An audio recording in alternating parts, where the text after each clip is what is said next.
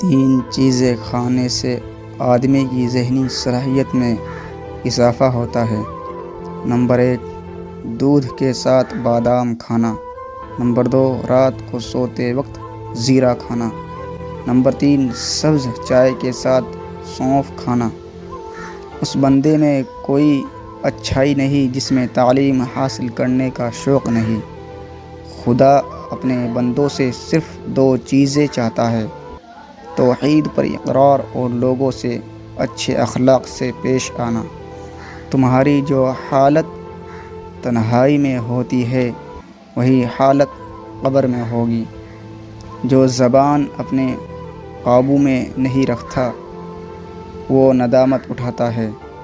جو شخص جہنم کے سائے سے بچنا اور خدا کے سائے میں آنا چاہتا ہے اسے چاہیے کہ وہ سختی کے بجائے نرمی اختیار کرے۔